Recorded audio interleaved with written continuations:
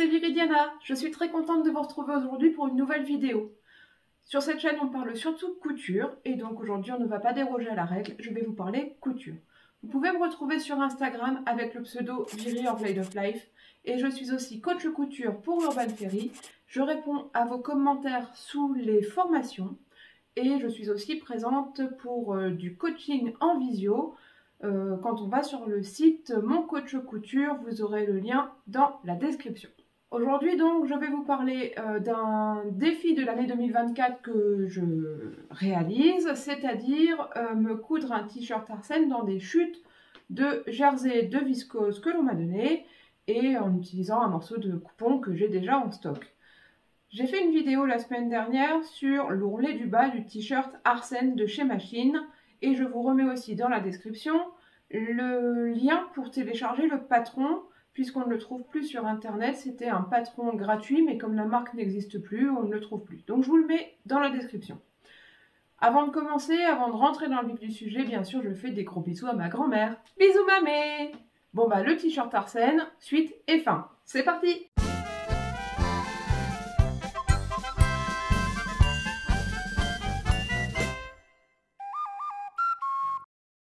Donc comme je vous le disais en introduction, la semaine dernière je vous ai fait un petit tuto, enfin un petit crash test de méthode pour réaliser l'ourlet du bas du t-shirt puisqu'il est en arrondi.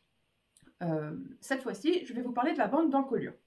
La bande d'encolure du t-shirt Arsène, enfin l'encolure est très profonde, la bande d'encolure est donc longue et dans mon souvenir, elle est taillée un peu grand et là en plus j'utilise un jersey de viscose donc il va falloir que je revoie cette bande d'encolure. Il y a toujours plusieurs cas quand on coud un t-shirt en jersey. On peut soit faire confiance à la créatrice ou au créateur sur le bien-aller de cette bande d'encolure, mais c'est pas toujours le cas. Alors on peut être super méfiant et vérifier la longueur de la bande d'encolure par rapport à l'encolure, voir si ça correspond à un certain coefficient de la longueur, ou alors on a modifié l'encolure, il faut qu'on recrée sa bande d'encolure, ou alors on a un jersey qui n'est pas aussi extensible que prévu dans le patron, ou plus extensible que ce qui est prévu dans le patron, et donc il faut modifier cette bande. Je vous fais voir quelques étapes de la couture de mon t-shirt, et vous trouverez à peu près au milieu les moyens de calcul pour réaliser cette bande d'encolure qui sera parfaite, qui ne rebiquera pas et qui ne fera pas plein de fronces non plus.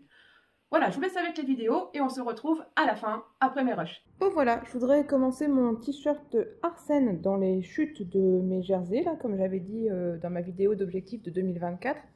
Donc j'ai sorti la chute de jersey de viscose bleu à feuilles que je voudrais utiliser, mais clairement, il n'y a pas assez de tissu pour que je puisse faire un devant complet dans cette chute.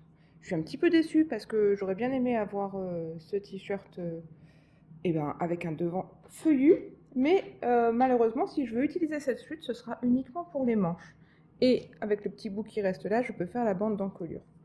Bien sûr je ne jetterai pas le reste, je ferai des petits morceaux pour des culottes, n'est-ce pas? Et donc la couleur principale du t-shirt sera bleu marine. Là j'avoue que ce n'est pas une chute mais bon c'est un jersey qu'il faut utiliser aussi pour vider mon stock. Deuxième problème, douée comme j'étais à l'époque, j'ai coupé mon patron de t-shirt Arsène en taille 40, je l'ai coupé en taille 56 pour une amie, mais moi depuis j'ai pris du poids, donc le 40 ne me va plus, mais j'en suis pas au point de mettre du 56. Donc il faut que je réimprime le patron dans la bonne taille, je pense que je vais faire 46, ou peut-être même 44, parce que je me souviens que ce t-shirt taille très grand, mais bon c'est du jersey de coton. 46. Je vais le réimprimer en 46. Enfin, je vais le réimprimer en toute taille et je le décalquerai en 46. Hein. Comme ça, si je rechange de taille encore après, je pourrai toujours décalquer une autre taille sans tout réimprimer. Voilà, Mrs. Boulet a commencé son t-shirt Arsène. Et voilà, j'ai donc réimprimé mon patron Arsène. Je l'ai décalqué dans la bonne taille. C'est-à-dire que comme il taille un peu grand, je viens de le décalquer en taille 46. Alors je l'ai fait exceptionnellement sur de la bâche à travaux. C'est pas ce que je préfère. Je trouve qu'on manque de précision en décalquant sur la bâche à travaux. Oui, la bâche à travaux. Mais comme le jersey pardonne beaucoup de bêtises, donc beaucoup d'imprécisions, ça peut convenir. Et en fait, surtout, j'ai dû me battre contre une ennemie que nous avons toutes. En général, je m'en sors bien contre elle, mais aujourd'hui, elle a gagné. Elle s'appelle Flemme. J'avais la flemme de remonter dans mon atelier chercher du papier de soie et à côté de moi, j'avais de la bâche à travaux. Alors, j'ai décalqué sur la bâche à travaux. C'est pas bien, hein? Bon.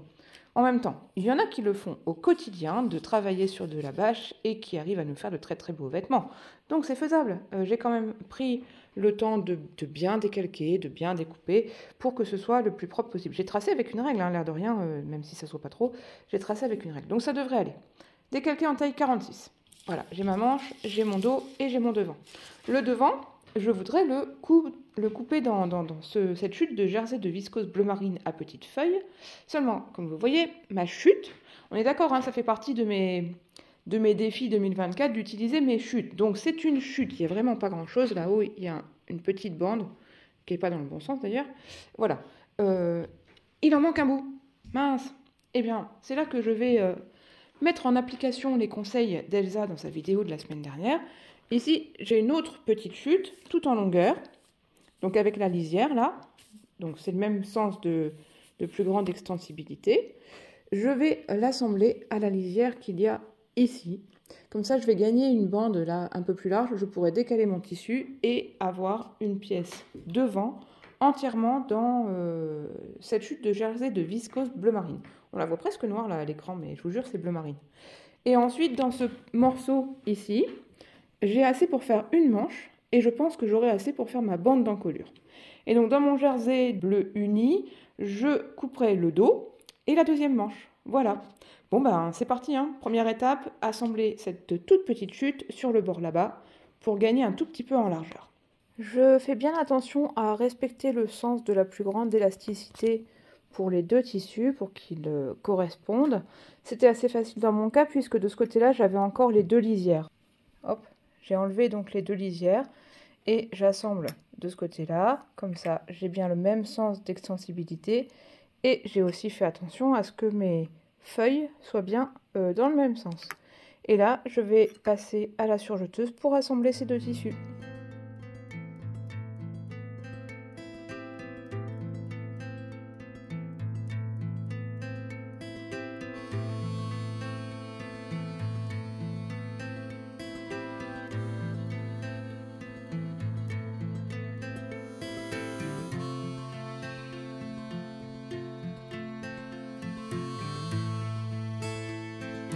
Et voilà, maintenant j'ai assez de matière pour couper mon t-shirt. Hop! On voit ici la couture, l'assemblage de mes deux morceaux. Là, je sais que j'ai un angle, mais vous voyez, ça vient bien jusqu'ici, donc c'est bon. Je n'ai plus qu'à épingler et couper et j'aurai mon devant dans ma chute de viscose. Mon devant est coupé, hop, voilà, impeccable. Et là, je passe aux manches. Alors, ici j'ai donc une toute petite chute de jersey de viscose que j'ai mis envers contre envers sur mon jersey bleu marine uni. Et comme ça, je vais pouvoir couper deux manches. Il y en aura une à motif, une sans motif. Et la dernière pièce à couper en grand après, c'est le dos. Et ensuite, je vais vous expliquer 2-3 trucs sur la bande d'encolure.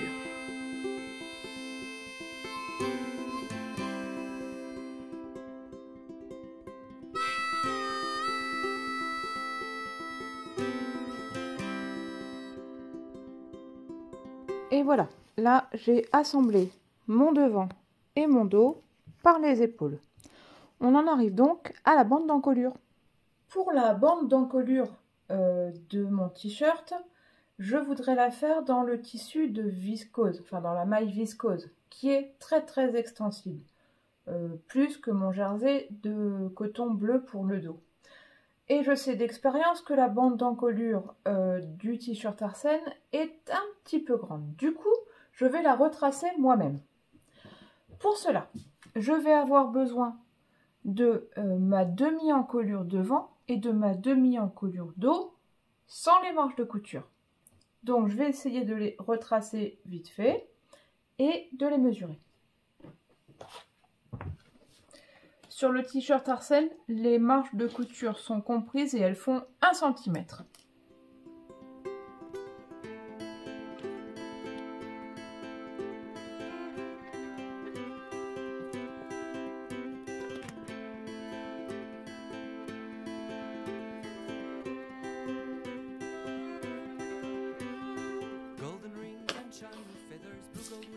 Au milieu, il n'y a pas de marge de couture puisque c'est au pli.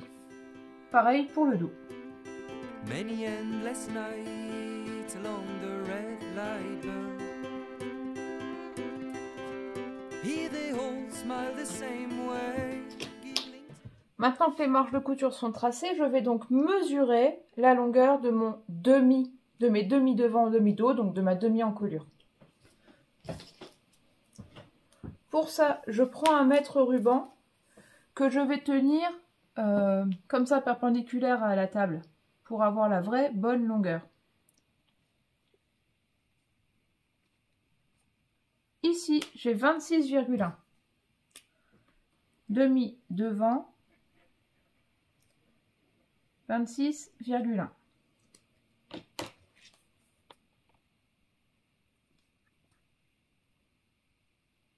Là, j'ai 15,8 pour le demi-dos. Si je les additionne, ça fait 41,9. La longueur donc de l'épaule sans la marge jusqu'au milieu devant, plus du milieu dos jusqu'à l'épaule sans la marge, ça fait 41,9 cm. Maintenant, je vais multiplier ce chiffre par un coefficient pour que la bande d'encolure soit plus petite que le tour d'encolure et que ça tienne bien en place. Pour ça, il faut que je mesure l'extensibilité de mon tissu. Enfin, de ma maille. C'est extrêmement facile. Je prends mon tissu dans le sens de la plus grande extensibilité. Donc toujours, hop, la lisière est là. La plus grande extensibilité, en général, c'est dans ce sens-là. Je vais en prendre une simple épaisseur. Et je vais mesurer 10 cm entre deux points. Sans tirer du tout. Voilà, j'y suis. Hop, 10 cm. De l'ongle de mon pouce jusqu'à l'ongle de mon pouce. Et je tends mon tissu. Là, on voit que je vais quasiment jusqu'à 15 cm. Et je pourrais tirer encore plus, hein, mais après, ça va déformer mon tissu. Je vais jusqu'à 15 cm. Ce qui fait 5 de plus que 10, hein, donc 50% d'extensibilité. Après, j'ai un petit tableau avec les pourcentages, les coefficients par rapport au taux d'extensibilité, qui n'a rien à voir avec la quantité d'élastane, rien du tout à voir. Mon taux d'extensibilité ici est de 50%, on a dit. Hop, je vous mets dans la description mon petit tableau avec les coefficients. Donc, je reprends, j'ai fait les petits calculs, je vous les explique. Hop, je vais essayer de les mettre dans le bon sens. Ma demi-encolure devant mesure 26,1 cm. Ma demi-encolure dos mesure 15,8 cm, ce qui fait un total de 41,9 cm. Mon taux d'extensibilité est de 50%, ce qui correspond à un coefficient multiplicateur de 0,85. 41,9 fois 0,85 égale 35,6 cm. À cette longueur de demi-encolure, j'ajoute 1 cm de marge de couture. Comme c'est plié au pli, on aura bien 2 cm de marge de couture. Ce qui me donne une bande de 36,6 cm. On peut l'arrondir à 36,5. Et je voudrais environ 1,2 cm de large pour la bande d'encolure. Donc je multiplie par 2 puisque ma bande est pliée en deux. Et j'ajoute 2 cm pour la marge de couture. Ce qui me fait une bande d'une largeur de 4,4 cm. Donc on va arrondir ici à 36,5 et ici à 4,5. Je pense qu'on sera pas mal. Hop, je trace ça tout de suite et je vous fais voir. J'ai repris pour l'occasion la bande d'encolure fournie avec le patron. Voilà, je sais qu'elle est longue, mais je vais vous prouver. En taille 46, c'est le feutré rouge, là. Voilà. Et moi, j'ai tracé derrière la longueur que je dois faire pour mon jersey. Elle est ici. Vous voyez cette différence? Hop, là. Tout ça, x2, ça va faire une vraie différence au porté. Bon, ensuite, vous voyez que là, il y a des crans. C'est le cran d'épaule pour pouvoir répartir correctement l'embu sur le devant et le dos. Il va falloir que je le replace aussi. Pour ça, j'ai pris ma demi-longueur d'encolure dos et je l'ai multiplié, donc 15,8, et je l'ai multiplié par 0,85. Et là, on va pouvoir la tracer ici, en enlevant d'abord notre centimètre de marge de couture, bien sûr. Tic. Voilà. Et ensuite, je mesure, on a dit 13,4. 1, 2, 3, hop, ici.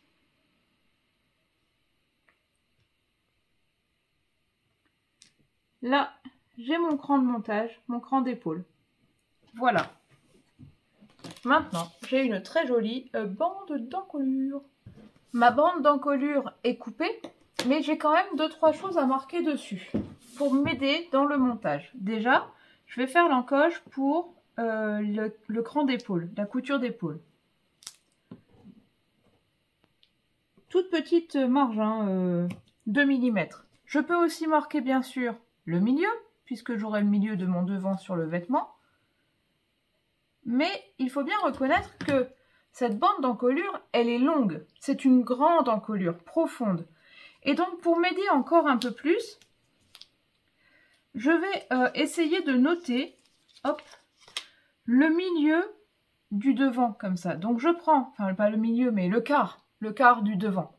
Je prends le milieu et je le mets sur le cran d'épaule. Hop, je suis bien. Et ici, je vais aussi faire une petite encoche, comme ça j'aurai mes quarts. Et je vais faire la même chose sur l'encolure du vêtement. Hop. Ces petits repères vont m'aider à avoir une tension bien régulière sur toute l'encolure. Donc voilà, je prends le devant de mon vêtement et je vais mettre le milieu. Hop, le cran de milieu est là. Sur la couture d'épaule. Et je fais un petit cran juste là pour le quart. Même chose de l'autre côté, je reprends le milieu du vêtement, le milieu du devant, je le mets sur le cran d'épaule.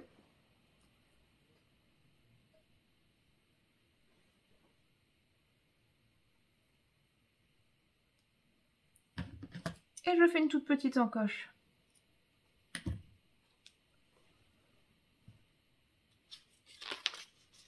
Alors, cette bande d'encolure, je vais aller la coudre à la machine à coudre, au point droit, à 1 cm ici.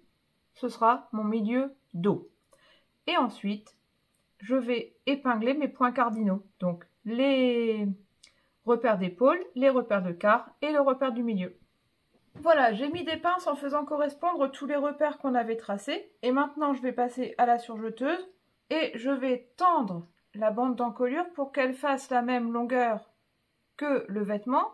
Mais surtout, je ne tire pas sur le vêtement. Je ne tends pas comme ça, sinon ça va faire gondoler l'encolure.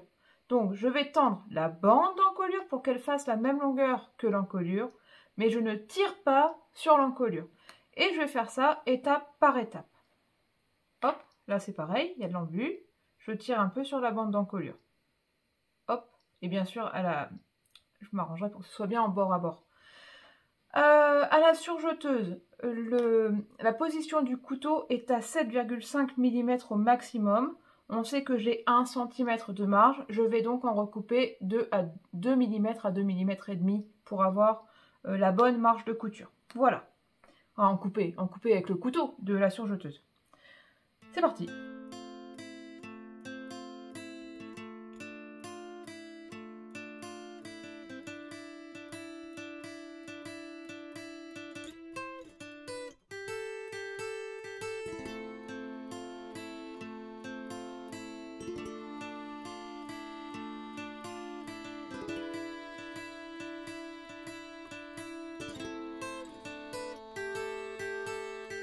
Get out of here now. Get out of here now. And please go where the cold wind blows. I've been waiting for too long. I've seen your face too. Voilà donc à quoi ressemble ma bande d'encolure une fois posée. Eh bien écoutez, elle ne rebique pas, elle est pas mal du tout. Ce qu'il va me rester à faire, c'est un point de recouvrement tout le tour de l'encolure, ainsi que pour faire l'ourlet du bas. Hop. que j'ai déjà pré-plié au fer. Pour vous expliquer comment faire cet ourlet du bas, je vous invite à aller voir ma vidéo de la semaine dernière. Et j'ai aussi assemblé, hop, je retrouve ça ici, j'ai assemblé la manche à la surjeteuse, juste en dessous de l'aisselle. Comme ça, j'ai pu aussi préparer mon ourlet au fer. Bon, dès que tu bouges le jersey de viscose, le pli s'en va, mais je sais qu'il est déjà marqué. Et je vais pouvoir aussi le passer à la recouvreuse en même temps que tout le reste. Et pour la fin, il me restera à fermer la fin du côté, au fait. Donc, allez, un petit tour à la recouvreuse. Je termine ce t-shirt et je vous reprends en face cam. Et voilà donc mon t-shirt Arsène terminé. Voilà, avec une jolie encolure bien plaquée qui ne rebique pas. Et aussi des ourlets en bas du vêtement qui sont joliment terminés, comme ça, en arrondi. J'aime beaucoup ce t-shirt, même si j'aime mieux quand les manches sont un peu plus courtes. Je penserai la prochaine fois à raccourcir un peu mon patron. Ce que je peux vous conseiller encore sur la bande d'encolure, c'est que si vous avez un jersey qui a une extensibilité inférieure à 30%, ne faites pas la bande d'encolure dans ce jersey. Choisissez un bord côte à ce moment-là ou un autre jersey contrastant ou en camailleux pour faire cette bande, parce que si vous n'avez pas assez d'extensibilité, enfin Arsène on passe la tête parce que l'encolure est très grande, mais pour d'autres t-shirts en jersey, c'est vraiment important d'avoir une bande d'encolure qui soit assez extensible pour pouvoir passer la tête. J'espère que ce petit tuto vous aura servi. Je serai ravie de vous faire d'autres tutos les prochaines fois. En attendant, si cette vidéo vous a plu, mettez un petit pouce, abonnez-vous et en cliquant sur la cloche, vous aurez les notifications pour mes prochaines vidéos. N'hésitez pas à me dire en commentaire si vous aussi vous aimez coudre des t-shirts en jersey. Moi j'avoue que j'aime beaucoup, ça me détend, ça va vite. Voilà, racontez-moi ce que vous cousez en ce moment, si c'est plutôt du jersey ou plutôt du chêne et trame. En attendant, je vous embrasse et je vous dis à bientôt!